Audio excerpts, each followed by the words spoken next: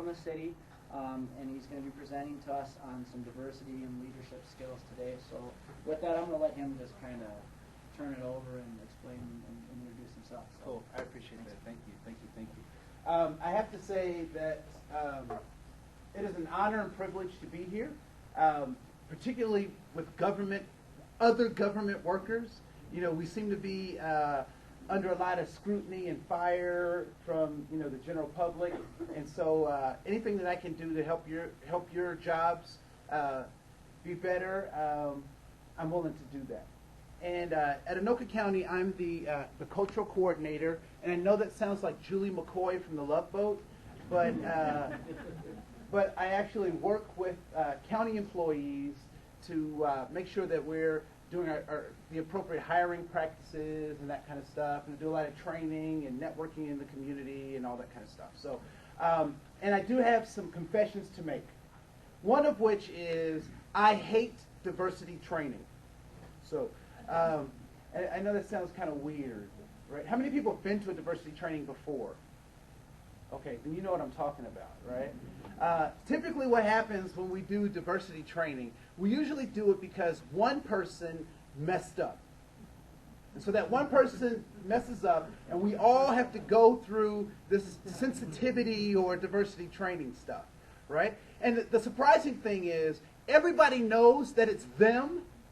Like, we know that why we're getting together is because of them, but they have no clue. Right? So I hate diversity training for that reason. The second reason that I hate diversity training is that a supervisor or a manager will go to some kind of conference and they'll get saved. They'll get converted, right? So they see the light. And so they want to bring that light to us. And we're like, I don't get it, right? And the third reason I don't like diversity training primarily is because of the trainers themselves. They seem to be hugely problematic, right? They come and tell us how bad we are because they have all their stuff together, right? And so today I don't want you to engage in a diversity training with me. I want you to engage in a conversation with me, all right? I do not have answers. I have more questions than I have answers, all right? And so we'll go ahead and get started. I will I'll play this. We'll start with this video. Yeah, I have to turn this on. We'll start with this video, and I want to get your impressions of this video.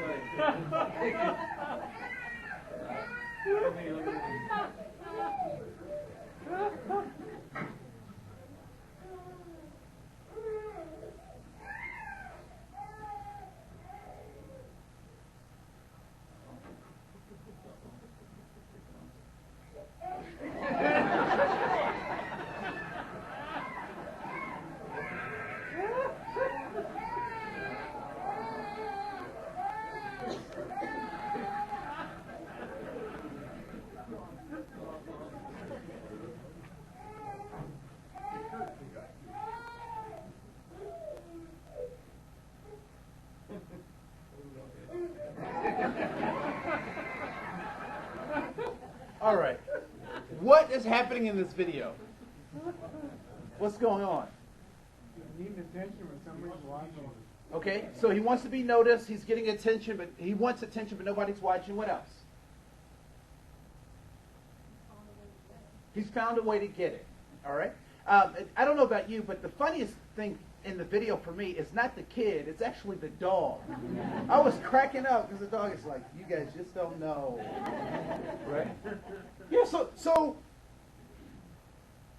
what is his motivation for doing this behavior? Probably worked before. Could be anything. It could be anything. All right. It's probably worked before. Okay. So it's safe to make the assumption that this is not his first time doing this. Is that a safe assumption? Is it a safe assumption to say this is probably not his third time doing it. Right? Why does he keep doing this? I mean, it's obvious to us that whatever he's trying to get, and we're not real sure what that is, but whatever he's trying to get, he's not getting it. So, but why does he keep trying it? It has worked before. Because it has worked before. So that's one thing that we know for sure, that he's done a good job of training his parents. Because when he falls out like that, they obviously respond to whatever his need is, right? But something has changed. The environment has changed. They figured it out. But why does he keep doing it? He trained himself. Because he's trained himself? He's also trained his parents. Because the first time he fell out, they probably responded. The second time he fell out, they probably didn't respond. But the 17th time he fell out, they responded, right? So he knows that if I keep doing this, at some point, they will respond. When will he stop falling out? He said when he gets a good spanking. Any social workers in here? When will he stop falling out? Okay, so I have a small child and I say, Jeffrey, that's not working anymore. Does Jeffrey go, oh, thank you? No. When will Jeffrey stop falling out? When he realizes that he's not going to get what he wants, right? Because it's obvious to us that his plan isn't working, but until Jeffrey gets it, he won't change his behavior. All right? He can be 26, 30 years old, still falling out, but until he realizes it, he won't change his behavior. So that's the basic premise of some of the things that we'll talk about today. So here's my approach. I believe that people can learn, change, and grow. I have to believe that people can learn, change, and grow. Because there are some pieces of my family tree that I'm not particularly proud of. Right? So I have to believe that people can learn, change, and grow. Who I used to be does not have to determine who I will be tomorrow. All right? All behavior is goal-directed. Everyone is trying to get something through their behavior. Sometimes it's not very articulate, or they're not articulate about what that is, but every behavior is trying to accomplish something. And people do what makes sense to them, even if it doesn't make sense to who? Everybody else, right? So people do what makes sense to them, even if it doesn't make sense to anybody else. And lastly, attitude is a response to a goal. All right? Anyone been around a teenager or even been a teenager? Those teenagers are said to have a lot of attitude. So please describe for me what this attitude is. What is attitude? They know it all. Entitlement, okay. They know it all. What else? I'm going to discipline my brother because you're not. Okay, I'm going to discipline my brother because my parents don't know what they're doing. All right? What else? Attitude. Anybody been asked to change their attitude? In my house, they didn't ask stuff, they told you. Boy, you better change your attitude. Right? What were they talking about? Change my attitude. My thought process. What else? My behavior. The way you respond to other people. The way I respond to other people. Oftentimes we talk about attitude as this emotional response to external stimuli. Right? Real heady kind of stuff. My dad was my pastor. And so growing up, we went to church like all the time. And Sundays, we started church at 7:30 a.m. We had to open up for Bible class. And then we closed the church at 11:30 p.m. We would stop at 3 o'clock for chicken, not because we're black, but because chicken is delicious. So we would go to church all day on Sunday. So Friday night, I'd ask my dad for the car. I'd say, Dad, can I borrow the car? And what does my dad say? Because he loves me.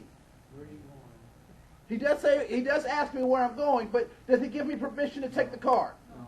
No, yes, he does. He loves me. Right? So I take the car, I have fun with my friends, I even put gas in the car, right? So I bring the car back, and I say my dad has what kind of an attitude? A good attitude, a great attitude. What does he say about my attitude? No, it's a good attitude. I put gas in the car, right? So we both have good attitudes. Sunday, my friend Dexter calls me and says, Andre, can you pick me up so we can go to the movies? What do I know about Sundays? Church, right? But I'm feeling pretty gutsy, and I'm going to gamble on Jesus. You know, come on, Jesus, come on. So I go up to my dad and I say, Dad, can I borrow the car? And what does he say? Yeah, he says no, and not only does he say no, he gives me a lecture. You know, he's like, you're leading people to hell. What's wrong with you? You know, all this stuff. So I say my dad has what kind of an attitude? A bad attitude. And what does he say about my attitude? That it is also bad. So what is it that actually drives an attitude? Your goal. Your goal. When I run into community members or clients or customers who have a bad attitude, what is the one thing that I know for sure about them? They're not reaching their goal. And if I want to help them change their behavior, I have to help them change what? Their goal. Or I have to satisfy their goal, right? So attitude is a response to a goal. So, this is a snapshot of my life, all right? So this is me as a little baby. Isn't that cute? And this is me with a bow tie that's almost as big as my head. That's my brother Will and my sister Crystal. These are my grandparents. These are my two uncles, and this is my dad. And here's our family in the 80s. These are our Cosby years. If you look close, you can see Vanessa and Theo, right? And that's me right there. And then I got to tell you this. I love Facebook and I hate Facebook all at the same time, right? Because on Facebook, I'm highly evolved now. You know, I eat organic. I recycle. You know, I do yoga. I do some manscaping from time to time, right?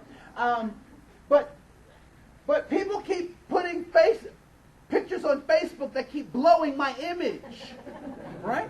So here's a picture of my friend Samisha, and this is our friend Sharon, and this is me. And Samisha is holding a Uzi in her left hand, and I'm holding a double-barreled sawed-off shotgun to Sharon's head.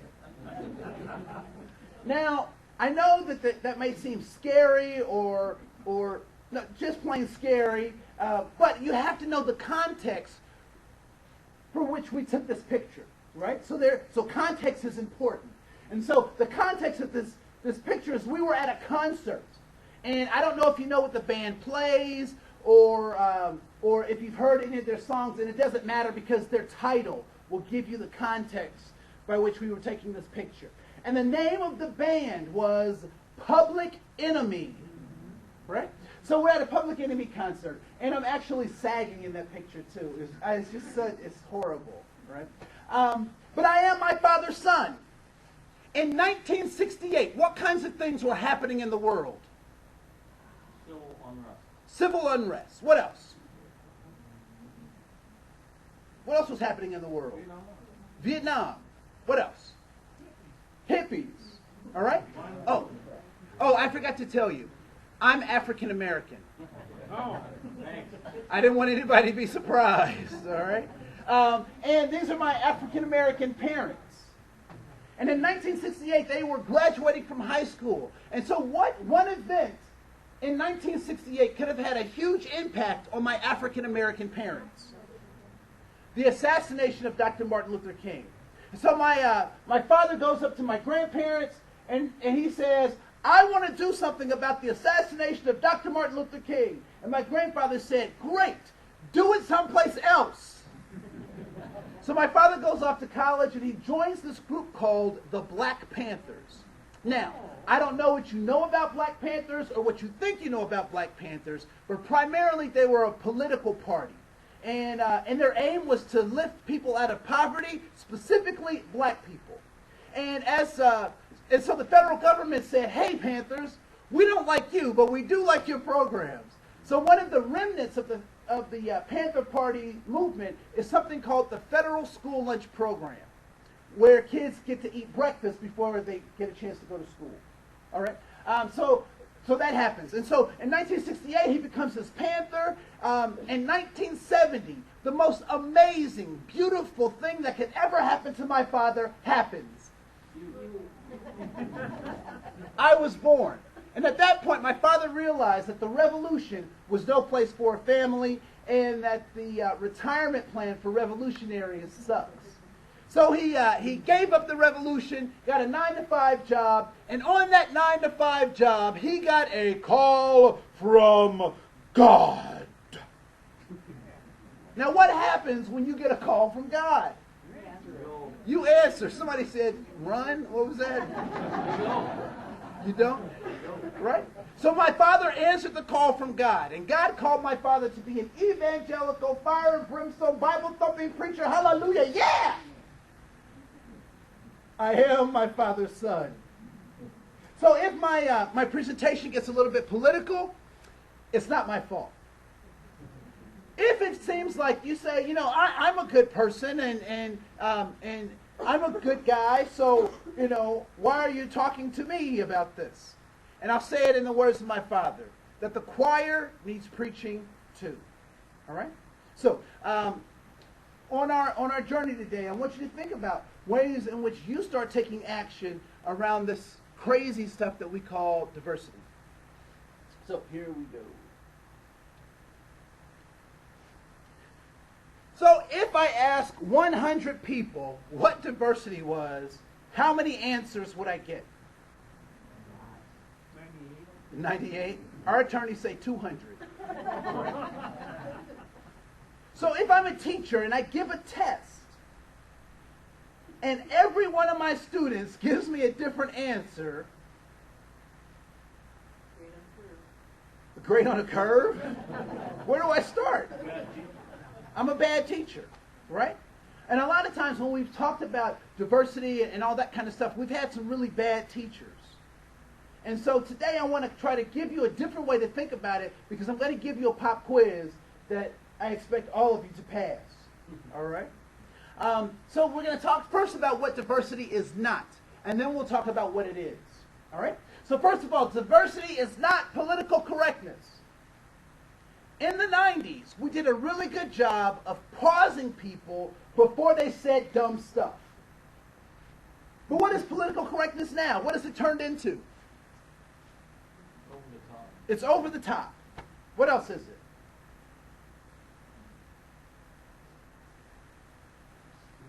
It's stupid. It's a joke, for crying out loud, right? I mean, you don't know how to talk to people. You don't know how to communicate with people. And it was so funny because there were two ladies at the elevator, and I heard them talking about one of our coworkers, and I knew who they were talking about, but they couldn't describe him, And they were like, the dude with the arms. Oh, that dude, right? I was like, no, you mean the Asian dude? They were like, yeah. Right? So political correctness has gotten in our way of authentic conversations. And it's so funny. I was in a training like this, and a woman stands up, and she says, Andre, I just want to know, why are all the colored people moving into my neighborhood? How did the audience respond? Were you there? That's exactly what they said. And why'd they go? Because it's not politically correct. But it was really interesting because when she stood up, one of the things that I saw, and I noticed, I could tell that she did not have a lot of stamps in her passport. I could tell that she didn't have an extended vocabulary going to the fanciest Ivy League schools in the United States. But what I could see was that she had a pure question. And she was brave enough to stand and ask that question. And so what was my responsibility to her? To answer her question.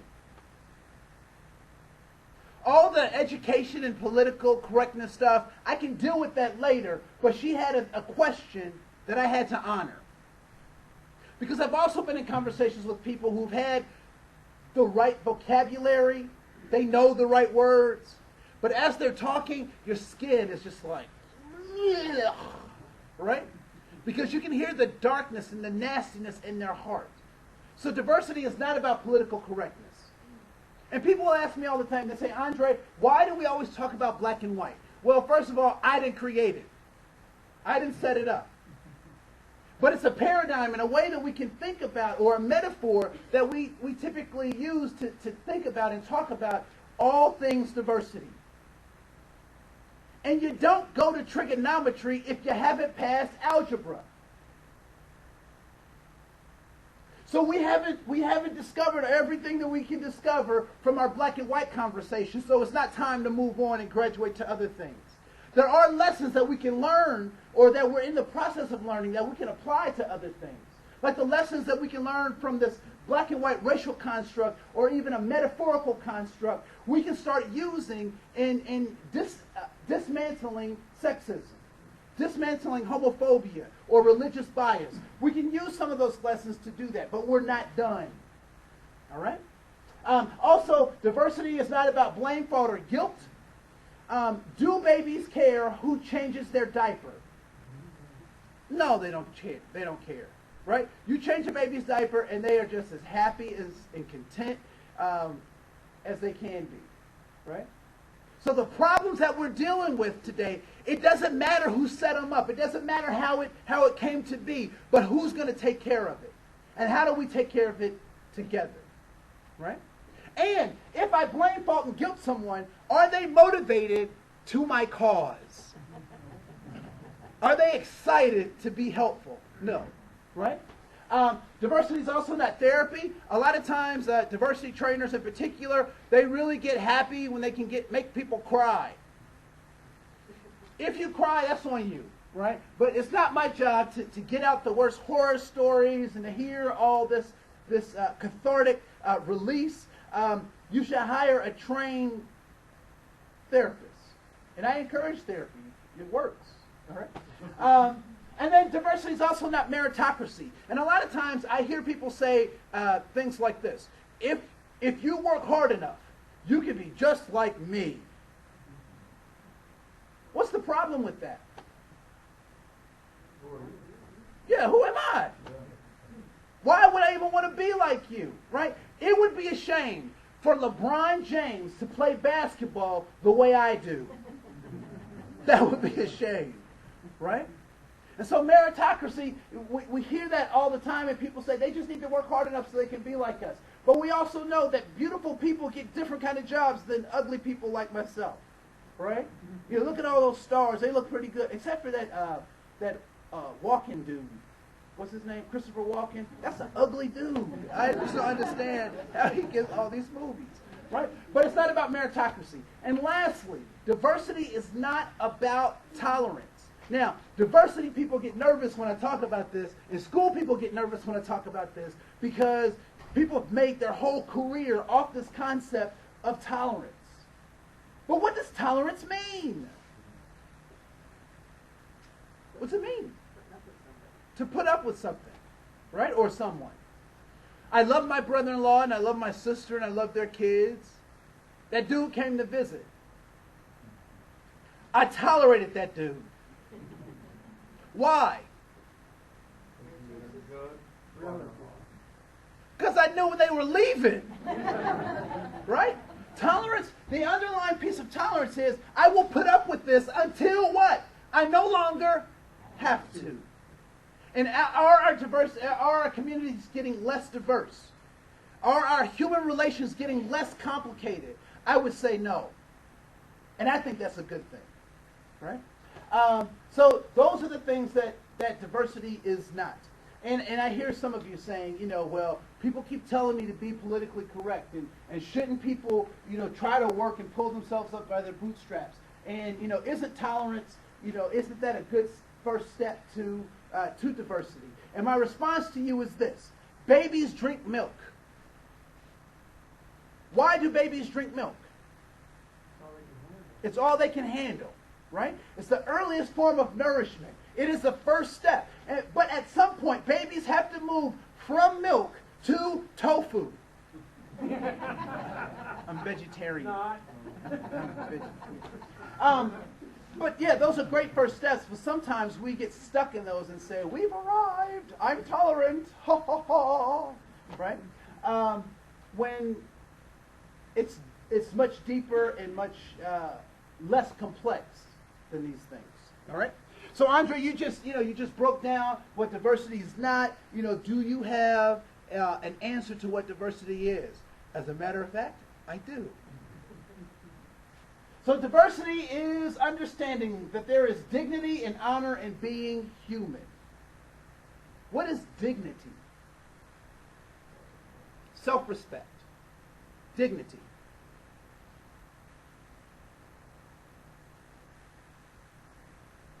What's dignity? Pride and honesty. Pride and honesty. In the back. I know you guys got some thoughts.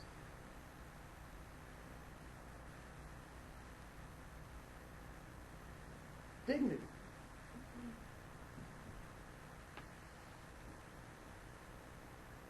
Feeling of self-worth. A feeling of self-worth.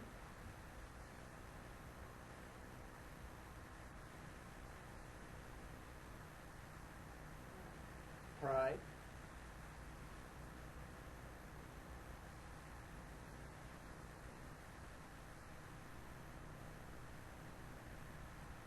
Is dignity something that you have or something that you can give?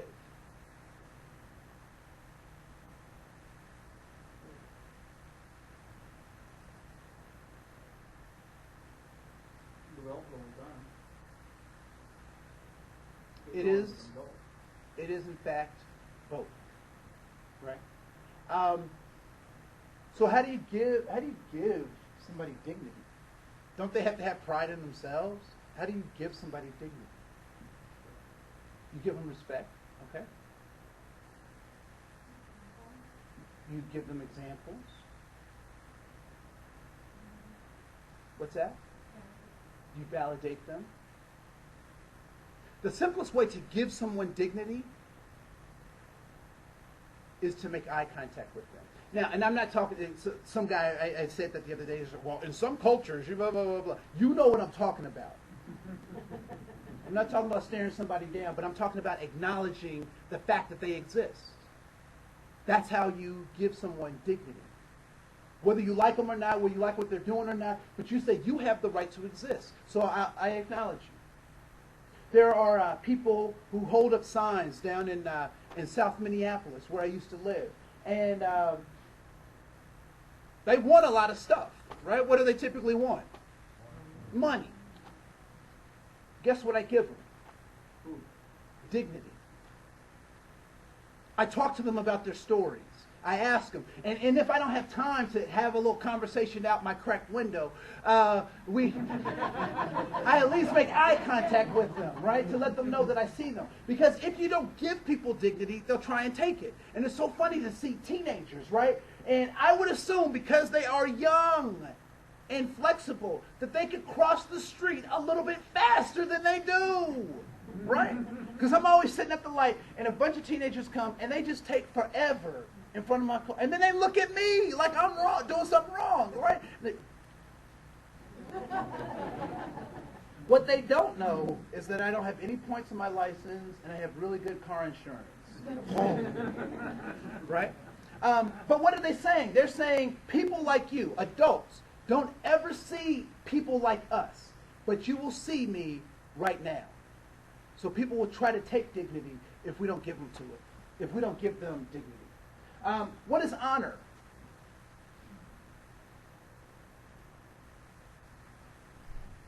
It's respect, okay? Honor.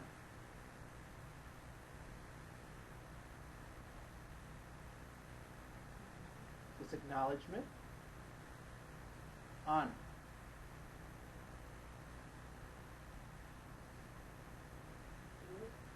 Worth. It's the same thing as dignity. Being proud of yourself and where you're from. Senator Obama. Senator Obama. I'm downtown Chicago. I see Senator Obama, and I affectionately call him OB. So I see him and I say, "Hey, what's up, OB?" And he says, "Hey, Andre." And we come over, and he does the hand thing he likes to do, and then with the exploding fist at the end, right? I just gave Senator Obama respect.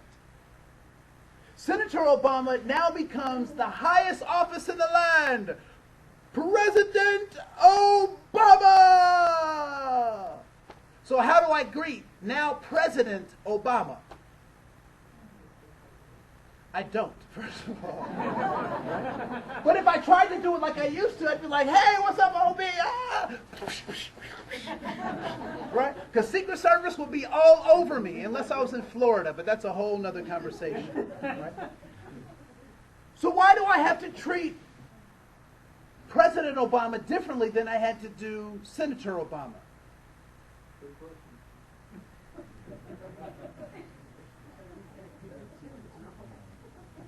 Because the office demands that level of respect. Right? The office demands that level of respect. But you can respect the office and not the individual over you. I didn't even go there. Right? I said the office demands respect. Right? Who in our society have we said that we will give high respect to? Our parents. Right? Because they have the rule over us. Who else did we say we will give honor to? To soldiers. Men and women who fight on our behalf. Many times to do things that some of us are too chicken to do and others of us can't do. Right? Who else have we said we will honor? Law enforcement. For those very same reasons, right? They put their lives on the line. And our grandparents. We will honor our grandparents because they cut paths and did things for us when we couldn't do them for ourselves, right? So we said that, so diversity is that there is dignity and honor and being. Please raise your hand if you took a test or you bought a ticket that made you eligible to be born on this planet. None of us have done anything to bring ourselves here. We all accepted an invitation. I don't like to think about how that invitation came. It's pretty disgusting. But we all accepted an invitation to be here. And we're all trying to figure out what it means and how do we use our gifts and talents while we're here. Right? And the last definition, when I looked the word human up, I was really surprised that it has two definitions. One is a noun, meaning being a biped, having opposable thumbs, a big brain, and a belly button. If you ever encounter someone without a belly button, be concerned. All right? So that's human. Homo sapiens sapien. The ones who know that they exist. That's us. But I also saw that human is also an adjective. And what do adjectives do? They describe. Right? And so, well, let me back up, because I have to say this because I got in trouble before. Because I did this presentation in front of a bar association, and one of the lawyers was an animal rights lawyer, and she chewed me up one side and down the other, no pun intended. So I have to say this. I'm not suggesting that animals don't have feelings. I'm not suggesting that animals don't have emotions. I'm not suggesting that all dogs don't go to heaven, right? What I am suggesting is that there are ways in which we expect humans to interact with each other that if my dog did, I would be surprised. What are some of the ways that we expect human beings to interact with each other? Talking. All right. What else? What's that? Touch. All right. What else? Being friendly. Listening. Not being violent.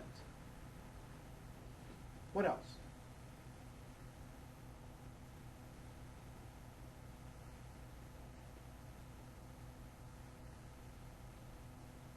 Being respectful of the other person. being respectful of the other person, right? Animals live by what rule or what set of rules? Nature. Law of the jungle. Strongest survive, right? Alpha dog. If you're not the alpha dog, the view's the same. Right? Anybody ever heard that? Okay. Yep. As human beings, what do we live by? Human nature. Human nature? What our parents taught us? Morals.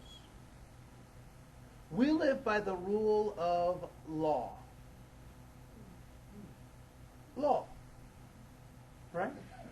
As human beings, there are things that we can do.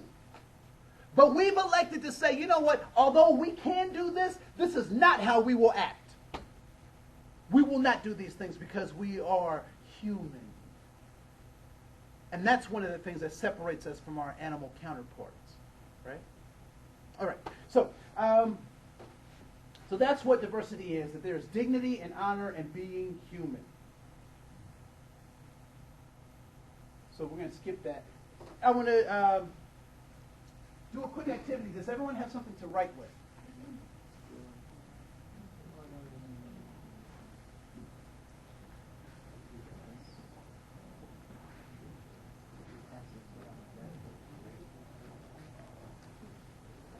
If you don't have something to write with, you can borrow something from a friend.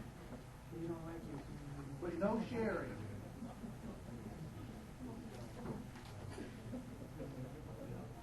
Yeah, we're doing every other rule so we kick something past and back to it.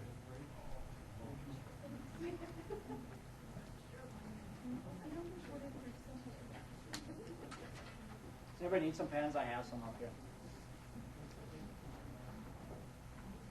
Pens, anybody?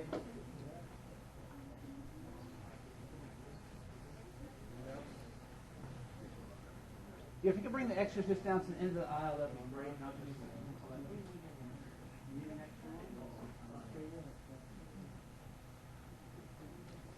everyone have one?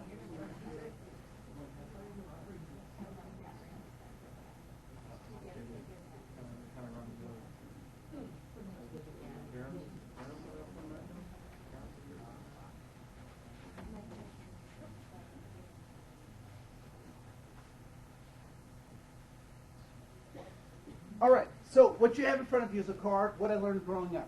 And what I'd like you to do is, I want you to place a plus where you learned something that was positive about a group of people. I want you to place a negative where you learned something negative about a group of people. I want you to place a 0 where you learned nothing about a group of people. All right? The size of your plus or the size of your minus is the measure of how much you learned. All right? Now, you can have positives and negatives in each one of these boxes. All right?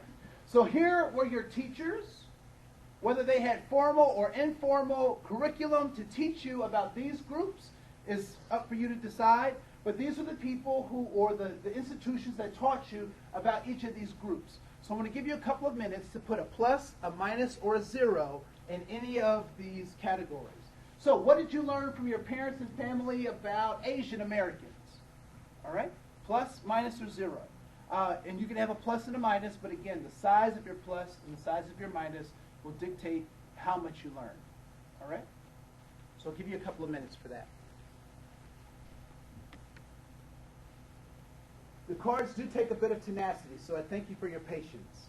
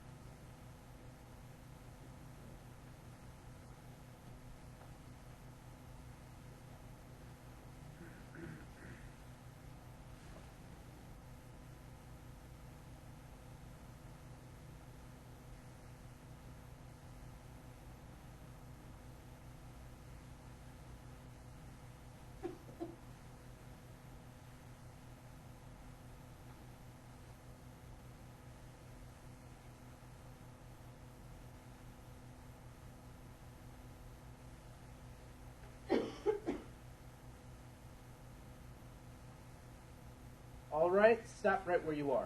I know you didn't get a chance to finish this. I encourage you to finish it on your own. I'm not interested in where you have pluses or minuses. So I'm not going to ask any questions around that. That's for you to think about yourself.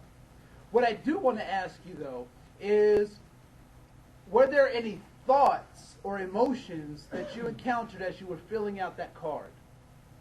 Did you have any thoughts running through your head or emotions or? One Yes. thing I remembered was the miniseries Rick. Okay. Growing up, and I thought that was really positive. Okay. So you remember watching Roots as a young person, and you thought that was very positive. Really, really young. Really, really young.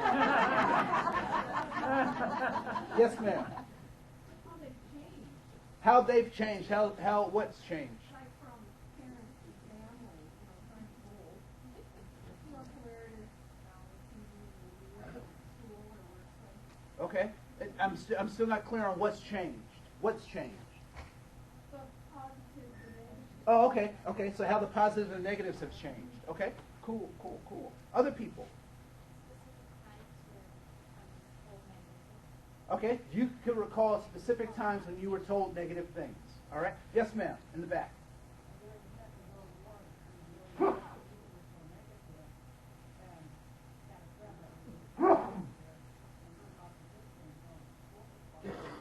Okay, so you learned about the Japanese. What you learned here was very negative, but you knew a missionary who told you positive things about the Japanese.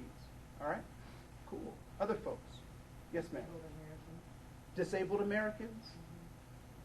It was brought back to me when I was younger, and somebody come in a wheelchair or something and have no arm with the leg. And I'd stand there and stare at him, and my parents would stop me right in the spot and explain the situation Okay. and why they're in a wheelchair and stuff. Okay. Cool. Before you answer, I want you to answer. I do notice a pattern that a number of women are raising their hands. Just something to think about. Yes, ma'am. Oh, in my work life, it's more negative views, but in my personal life, it's more positive. That if I were just basing my experiences on these groups based on what I do at work, Okay. it would be a very negative view on things. Okay. Knowing so kind of like I see the work. Okay. All right. So your work experiences don't necessarily reflect your personal experiences. Okay. Cool. Other folks. Yes, sir. How society has changed, growing up in the 60s. Wow. Yeah. How society has changed. Okay. Cool. Thank you, sir. Yes, sir. Yeah, I think when I was young, seeing our experience with blacks is I would hear stuff on TV or something. You know, I got college, got to know something, from some friends. So that Yeah. Things I learned at home, and then later on, and the older a person gets, the more you realize that a lot of the crap you hear around the campfire when you're a kid didn't mean a darn thing. Mm-hmm. He said a lot of, as you get older, you start to reflect on stuff that you learned as a kid, and you realize that it didn't mean a whole lot, or that they were in some cases probably wrong, Completely wrong. completely wrong. Yes, sir. I guess coming from South Minneapolis also, moving out here, you know, how people are so behind out here compared to. Yeah. Cut it out. Or at least, no, but it's real interesting because it can appear to be like that, right? However, this is something that I've been battling. I've been watching a lot of YouTubes, and there's this the scientist that believes that your race determines how smart you are, and that the people with the lowest IQ are in the interior of Africa, and that the Europeans are in the middle of the IQ range, and that the Asians are at the high end of the IQ range. But I was just, as I'm thinking about that, I'm just like, IQ for what, right? Because if You put me on a farm, I'm an idiot. Right? You put a farm boy in the middle of the city, he's an idiot. Right? You put me in the middle of the Sudan, I don't know, how am I going to survive, right? So a lot of times it's IQ for what? And I really believe that people are doing the best they can with what they have. And that the skills that, we need, in, downtown Minneapolis don't necessarily apply when I'm out here in downtown Buffalo, right? I can actually say hi to people in Buffalo, but in Minneapolis, right? I mean, I can, the police will treat me halfway decent out. Anyway, any other thoughts or comments that people had? Yes, ma'am. It brought back like my grandpa's naughty jokes that my parents weren't happy with me hearing, but I never let my kids hear. So those naughty jokes that your grandparents used to say that, all right, cool. Other things, other folks. Where do you think you learned the most from? From your parents? Okay. Initially, first 15 years of school, or first 12 years of school, or whatever. Okay, so your first 12 years of school, I would say the media. the media, now, okay. All right, what was that, sir? Life experience, okay. Now this is something, and again, I have to be transparent because I don't want you to think that I have all the answers and I have all my stuff fixed. But I was actually out in St. Michael last week, and I got this epiphany. I got this idea, and I was like, oh, this is so crazy. All the places where I have negatives for the group. But then I have positives for individuals in that group. It had never occurred to me, because when I did my card, I was like, I've got positive and negatives in all of them, because I'm well-rounded, But when I thought about it, I was like, wow. And so the hope for me is if I had a negative for the whole group and I have a positive for that one person, that I might be able to multiply that by having a positive for two people. And then 3, and so forth and so on. All right? This is not an indictment. It is a learning tool for you. What you learned or what you didn't learn, and what your parents taught you or didn't teach you, what you were exposed to and weren't exposed to, was not your fault. How many people have driven a car or ridden in a car? Raise your hand. All right. Does that car have blind spots? Yes. And typically, where are the blind spots? Okay, in the back. All right, where else? On the sides, the corners. Okay.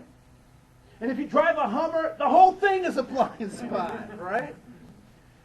Are those blind spots your fault? No. No.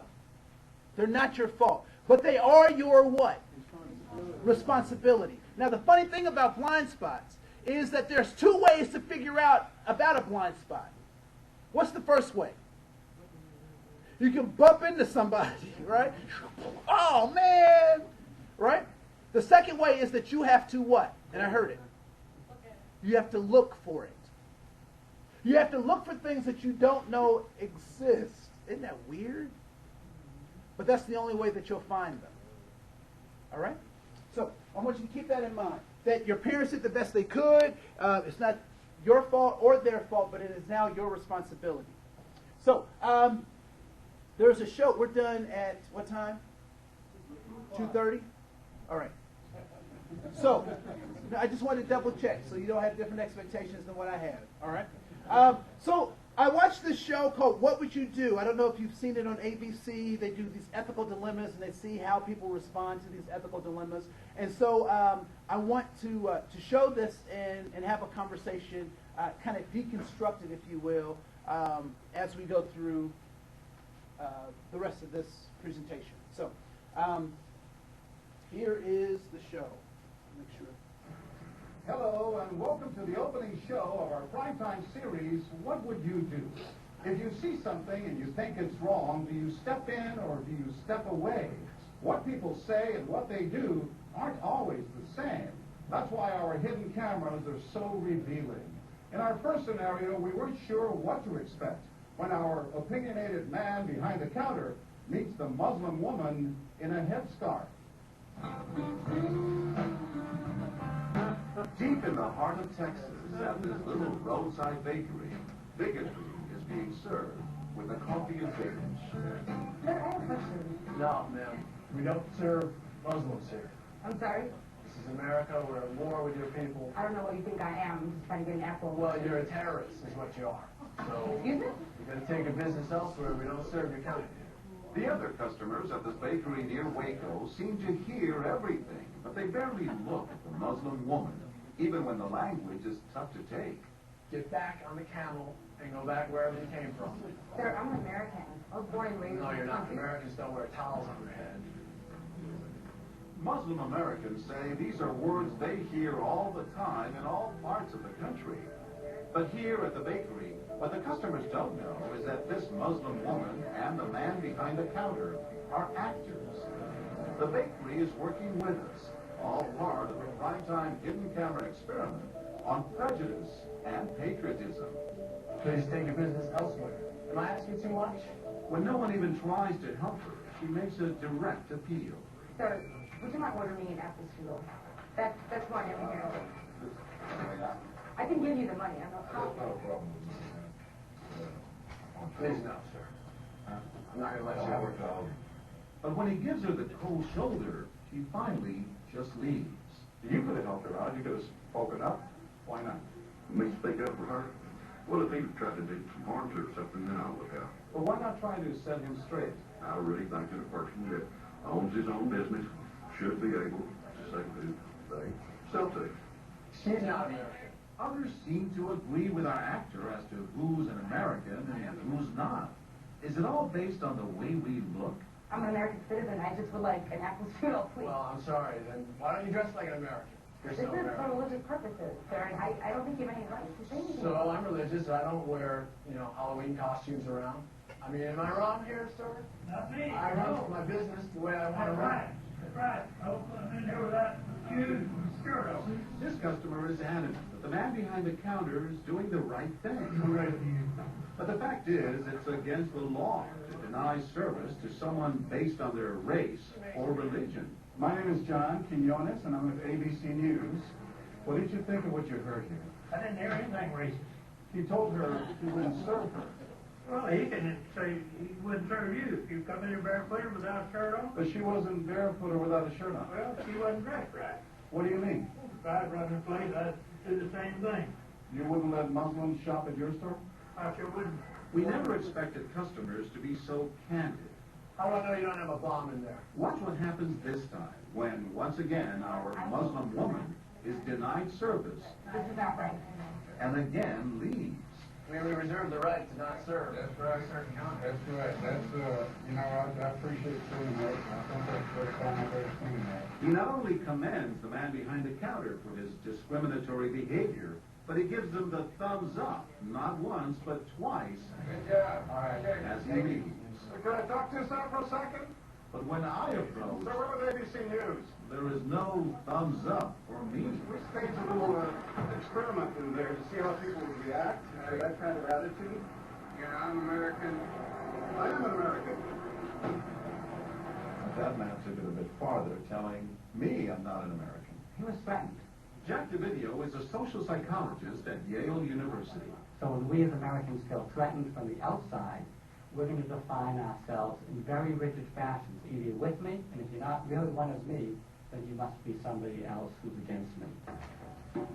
The young woman in our experiment is an actor. But for this woman, discrimination is all too real. Nahaya Javed helped us design our experiment.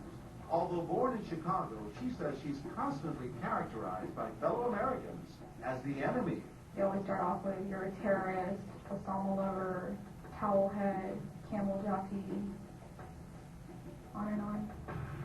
While attending college in Texas, she says she continually suffered verbal abuse and has even been physically attacked just because she's Muslim. They assume I'm not from here, and if I tell them I'm American, they're like, no, you're not. just because you were born here doesn't make you American. And I'm like, so what makes you American? It's a daily battle. And I don't feel like living in America, I should have to fight this battle.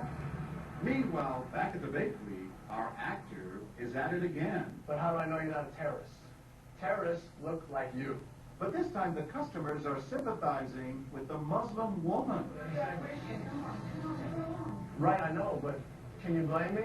Yeah, I can't blame you, actually. Why? What's the problem? Okay, sir. I'm a good American, all right? We're at war with these people. So is mine. And he's not the only one who walks out in anger. Excuse me? No, you're a bad American. Time and again, people speak out with their pocketbooks. But look what happens when this man threatens to leave. You're not a good American, sir. I believe I am a good American.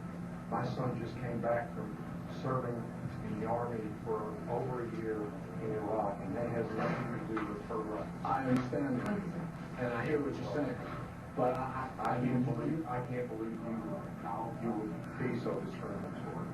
I'm deeply offended by that. I'm sorry to offend you, sir, but I've got to live with myself. Seething, the man vows to fight back. I will let people know this. I've stopped here every time I've come by this place, and I'll never stop here again. Why did folks get so upset? They saw an injustice. It's justice that binds us together. It's justice that makes us a society. Any threat to that kind of sense of justice and fairness undermines the entire system. No, I'm not. Perhaps that's why more customers are outraged by our actors' hateful behavior than approve of it. You're not dressed like an American. But no one is more persistent than these two young women who can't believe what they're hearing. Take your jihad, take it back out to the parking lot. Excuse me? I mean, I gotta protect my customers, okay? You're really offensive and disgusting. Well, I'm sorry, I'm just trying to protect you here. Thank you. because You're you don't know what's sick. going on. Like that doesn't mean it. This is a How do you know? culture. These people are trying to kill Americans. It is my culture. So you're ready to serve me, but you're not ready to serve her. You're obviously dressed like an American. Big deal. She's Muslim. And unlike the others, they don't just leave in anger. They stand their ground. So you're going to regulate what people wear? Yes, because I believe the degree of... No, I'm not the manager. Can I speak to your manager? I'm John Quinones with ABC News. It's only when we catch up with our heroines that they finally let their guards down. I'm with my friend who's, Muslim, and I've just seen how people treat them differently. And it really hurts. Just watching them stand up for what they believe in touches Professor Divesity. In a way, they defended America. And I was impressed by that, because they wanted this to be a just society, a just place, a just bakery. I'm John Quinones. And remember this man whose son served in Iraq? He's also moved to tears. Every person deserves to be treated with respect and dignity, no matter their situation, no matter how they're dressed. Never have we seen reactions so polarized, from a thumbs up for prejudice to an emphatic thumbs down. Two different Americas, both convinced they're patriotic. At the end of the day, 13 people stood up with the Muslim woman, while 6 sided with the clerk. But the majority of the bystanders, 22, did or said absolutely nothing. That's what's most frightening to Muslims like Nahaya, who was watching our experiment. In fact, so frightening that they often avoid going out by themselves. It's really sad because I'm old enough to be able to do things by myself. I shouldn't need a chaperone all the time. But that one time that I'm alone and something bad might happen, I'd rather be safe than sorry. It's no wonder this young woman was so moved by the people who came forward to protect a stranger who just happens to be Muslim. There's just so much food to do, and I wish more people would do this kind of thing. And I do too. it would make my life a lot easier. I'll go with you. What I'd like for you to do is just write down 3 words on your card or a piece of paper, just 3 words that come up for you as a result of watching this clip. 3 words.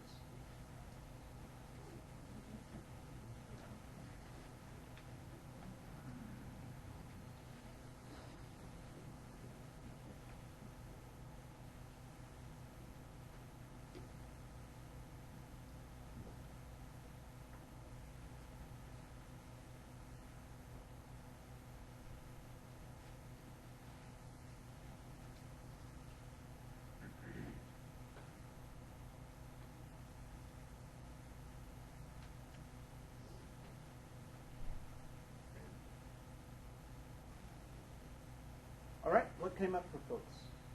Can you give me some of those words? Anger. What's that? Oh, prejudice. Okay. Disbelief. Okay, remorse. Compassion. Ignore, ignorance. Fear. Sadness. Okay. Cool. I wasn't really surprised by a lot of the people that weren't saying and doing it. I think because that's the way a lot of people are. They don't want to get involved. Okay. I know that for a fact. So you weren't surprised that people didn't get involved? Yeah. Okay. Cool. 9/11. 9/11. Okay. All right, so now let's talk about the film itself and then kind of deconstruct some themes that at least I'd like to explore in this, right? So first of all, they start the video off in a really interesting kind of way, don't they? You know, they start the video off deep in the heart of Texas, right? Which is designed to lead us to what conclusion? Racism. Okay, what else? Rednecks. What else? Ignorance, right? And if that's what happens in Texas, Southern United States, that's what happens down there with them. What's the truth? It can happen anywhere, right? It can happen anywhere. So there's that. Any other themes before I go into my, my professional soliloquy about that clip? Anything else that you noticed or is worth mentioning? The strengths of the young people. The strengths of the young people. With the youth group at church, there's more strength in the young people than some of the older ones that stand up for something. Okay, so there's a lot of strength in the young people. What else did you notice or see or is worth mentioning? Well, they were chasing the people down to get interview them at their car after they had made that whatever reaction they had to the situation. And personally, I don't want to be on TV. I don't care what you're doing, whether I would make a response there or not. I don't want my face on TV. I'm not a TV personality. Right. I'm not sure exactly how that relates to this video. But they came that in a negative light, and I mean, just because the guy. So it was a positive statement. It was what the guy felt. Right. No, but I'm trying to put it in perspective. So you said it was in a negative light. Yeah, I mean, the guy did what he felt. I mean, you gotta respect that. Just because he didn't want to be on TV doesn't mean that he's a. I don't think he ever said anything about not being on TV. Did he say that? Anybody hear that? Okay. So this is one of the things I want to do. I want to use this video. As a learning laboratory. There are things that we don't know about what happened, right? We don't know what the 22 people did outside of the bakery. Maybe they said to themselves, we will never go back there again, or they called their congressperson. We don't know, there's lots of stuff that we don't know. But what I do want to talk about is what we do know, which is the stuff that we saw happen and what they showed us, all right? So I'm going to use this as an allegory, as a learning tool, all right? So what they did share with us was that there were 6 people who were negative, 13 who were positive, and 22 who did or said nothing. Did everyone else hear that as well? Right? So I'm going to talk a little bit about the 16. This negative 6. What do we typically call the negative 6? We call them what? We call them bigots. What else do we call them? We call them racists. What else do we call them? We call them idiots. And when we call them those names, do they go, thank you so much? No, they don't do that. Right? As a matter of fact, when we call, first of all, if someone's going to call you names, are you going to stick around very long? No. Right? I got to tell you, I love those bigoted, racist people that people talk about. Those people that other people talk about, I love them. Right? So I see a kid in black jeans and black T-shirt with chains and swastikas and piercings and all that kind of stuff. I love seeing that. Why do I love seeing that? I know what I'm dealing with, right? So I know that I might want to deal with this cat today, or I might not. But I know what I'm dealing with, right? The second thing that I know about him was that his mom would be very upset if he was born that way. Because I can imagine those boots hurt, right? So he wasn't born that way. So he is looking at the world and saying, this is how I think I need to be to survive in this world. So he's learned how to be like that. Which, what does that say to me as a teacher? No, it doesn't say I failed. It says I have an opportunity to teach him something else. I live in Mounds View, which is, not the diversity mecca of the metropolitan area, right? And so I go in to grab some lunch at this little local place, and it's probably about 10:30, maybe 11:30, still kind of early in the day, and particularly for his behavior. So I go in, I grab a seat, I look at the end of the bar. There's a guy that's red-faced, just drunk. And I'm figuring this is pretty early to be this drunk. So I know that he comes here a lot, obviously, and that the people, the staff, know him because they wouldn't let him get this drunk if they didn't know him, right? And so I'm ordering my food. I see him. I see other people, just kind of making sure everybody's cool. And so I'm sitting there. I close my menu. When I close my menu, I notice that the guy has moved from the end of the bar right next to me. And I'm like, because, I can fight. But drunk people are so unpredictable that, you just never know what's going to happen. So, so I just kind of sit there and we start chatting. We do the Minnesota nice thing, right? So we're just chit-chatting about all sorts of just unimportant things. And then he breaks into the thesis of why he sat next to me.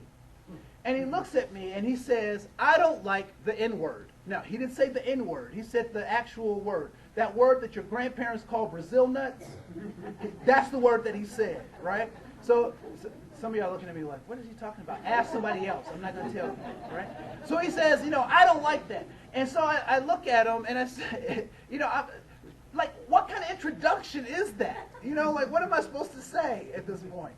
So I try to ignore it, and then something in my spirit said, go back to that. So I go back to it, and I ask him, I said, well, when you say that word, what do you mean by that? And he said, ghetto, uneducated, inarticulate, just a whole poor, all this bad stuff about that N-word. And so I look at him, and I say, well, do you know any white people who are like that?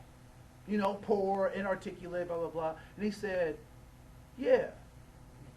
And so I said, how about those twins, right? So we started talking about the twins and, trying to get them up to stuff. My food has come by this time and, so I'm trying to eat and, hurry up and get out. And he says to me, you know what? I don't like that N-word. He says the N-word again, but I like you. I'm not sure what to do with that either, right? Because am I an N or am I not an N? And how do I respond to that?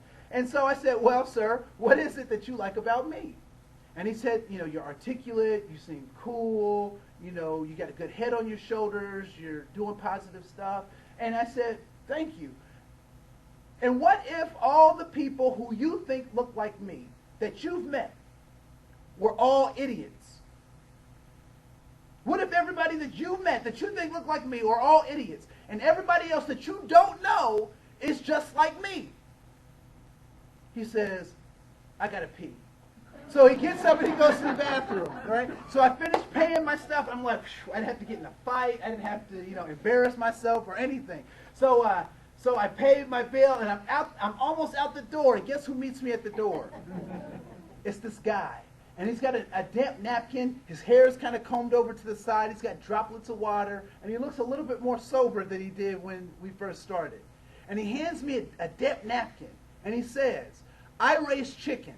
If you ever need fresh eggs, give me a call. I'm like, wow, right? So I take the napkin, I go my way, he goes his way, and we never cross paths again. But what did I do for this -6? I decreased it by 1. Okay, what else? Okay, let's do it like this. Would I have been within my right to give this dude a piece of my mind? Could you really have fault me if I punched him in the nose? Right? I mean, he called me a really nasty, dirty name, right? I don't have to stoop to his level? But what did I do for him? If I had done that, because I would have been within my right to do it, I think, I would have solidified everything that he thought about people he thinks look like me. Right? Sometimes we work so hard to be right that we don't do the right thing. Now, I'm not asking you to take, punishment or anything like I'm designed to take. But I am asking you to think about those negative sixes. The other thing about the negative sixes is that oftentimes they act the way they do it because they're disconnected. And human beings don't do very well when we're disconnected. I was watching the Animal Planet, and they were following a pack of wolves. And they were showing the life of these wolves, as puppies, and they're biting each other and wrestling around. And then they showed them in their midlife. And now they were showing them preparing for the hunt, right? So I don't know if it was a moose or an elk that they were going to hunt, but they had, they had organized themselves and all this kind of stuff. So they were ready for the hunt. So they go after this elk, and one of the wolves jumps up on the elk and grabs him on the hind quarter, and the elk kicks him, breaks the wolf's hip. What's the wolf's destiny now? Death. Right? Why? Yeah, because there's no hospitals in the forest, right? Yeah, 'cause he's going to starve. He can't hunt as well. So what does he decide to do with the rest of the pack? What does he do? He separates himself from the pack, right? Why? So they can continue to live, right? So the rest of the pack can continue to live. A lot of times, I think it's funny that when we have these negative sixes in our lives and we call them these names, we disconnect them from us. Oh, we can't go around Uncle Joe because Uncle Joe tells those jokes about those people. Or Uncle Joe does this, that, or the other thing. Right? We cut Uncle Joe off, and so now he's destined to what? Die of that illness. But the funny thing about humans, that where we're different than wolves, is that humans will find another pack. And typically when we call these people these names, we cut them off, and they find another pack to join that believes the same kind of craziness they do, and they start breeding. So now you got a whole pack of sick wolves that keep breeding themselves. Right? How many people are good people? How many people would say that you're a good person? Please raise your hand. Okay. There's not that many good people in here. Come on. Raise them high if you are a good person. Okay. All right. People don't want to toot their own horn. What, some people don't want to toot their own horn? Okay. We'll get back to the good people in just... No, we'll do it right now. So, so here's a... when I was in high school, the kitchen was the place where our family would gather all the time. That's where you did your homework. My mom was cooking there.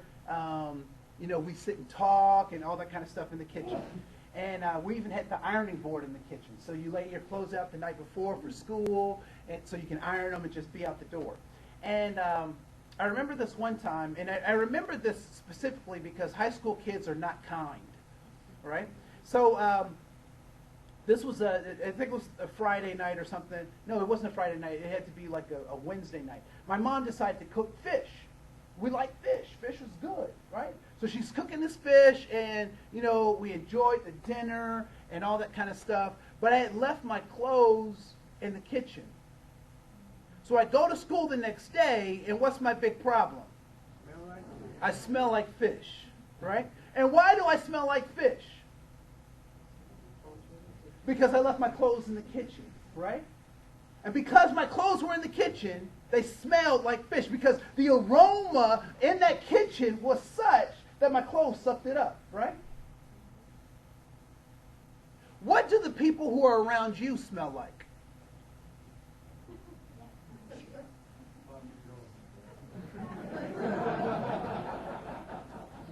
Some of you have said that you're good people. Is your goodness rubbing off on the people around you? Do they smell good like you do?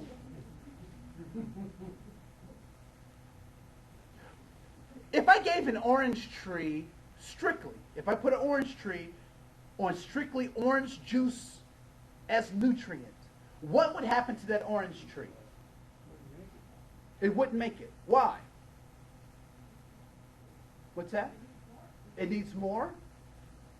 So if I just gave it a lot of orange juice, it needs something different. What is that something different? Water.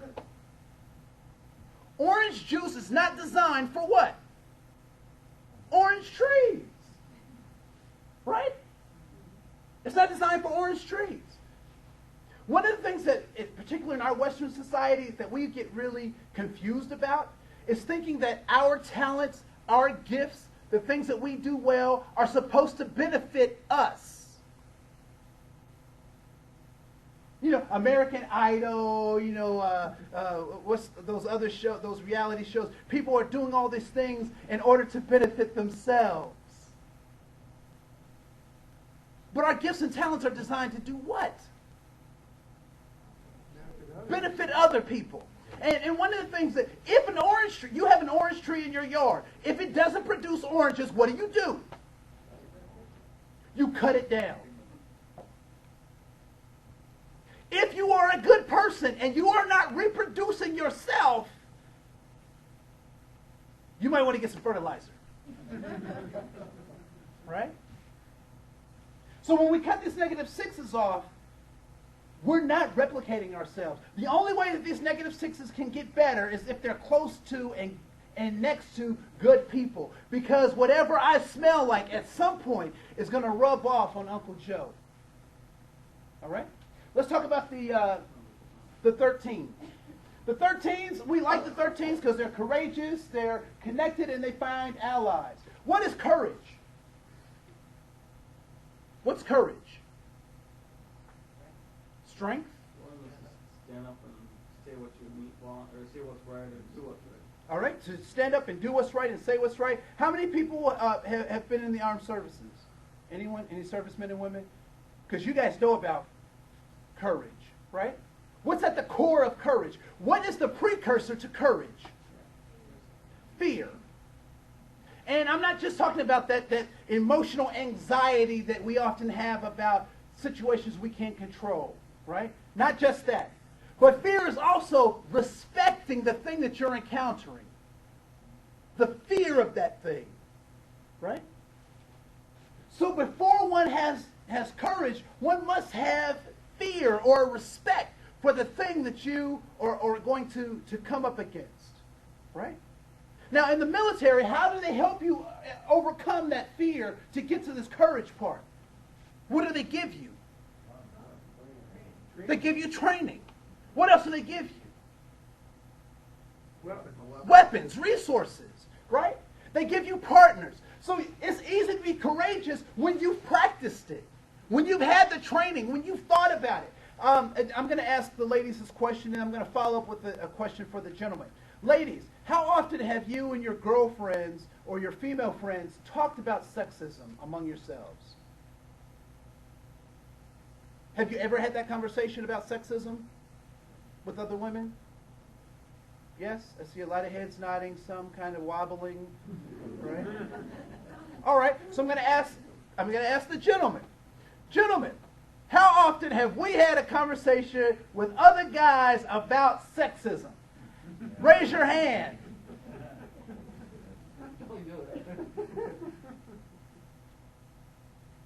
Could that be a problem?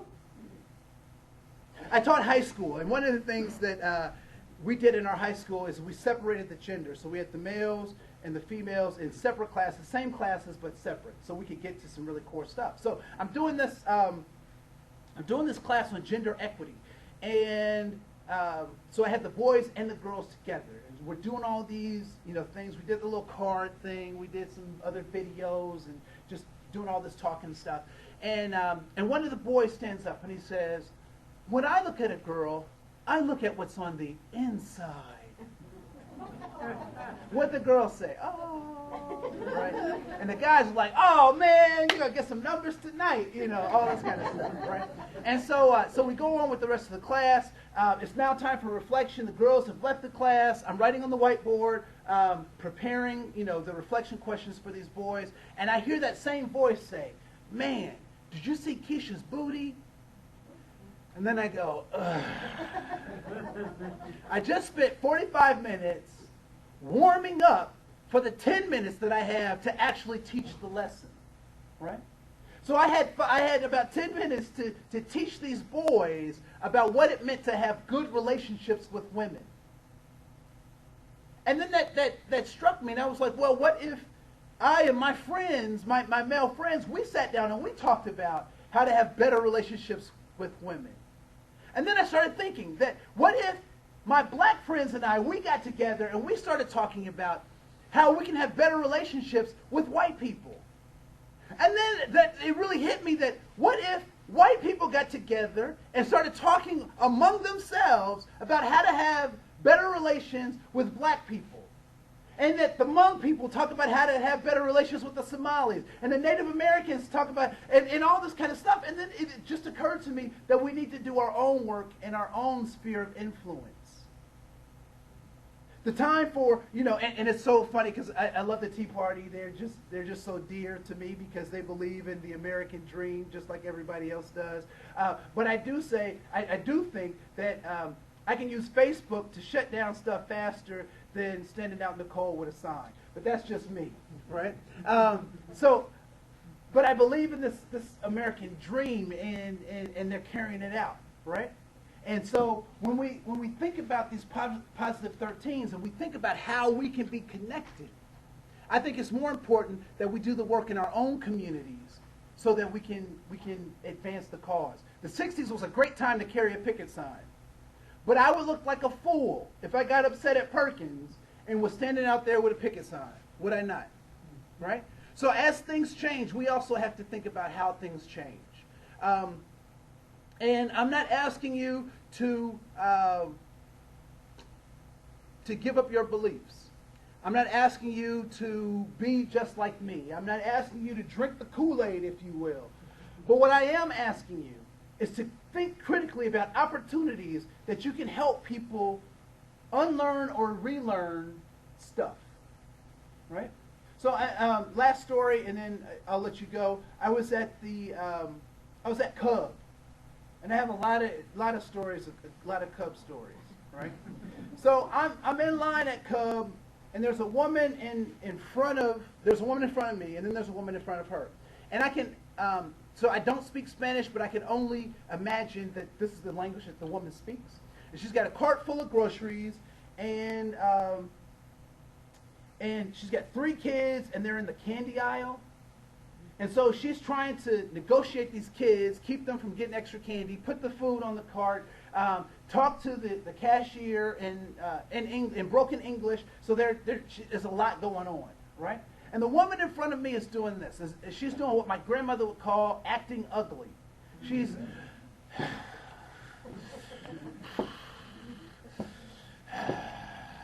right? So she's doing all this stuff. And so I say to myself, I'm a diversity trainer. I know exactly what this is, right? I got my PowerPoint in the car. I got some cards. I can just make this stuff happen.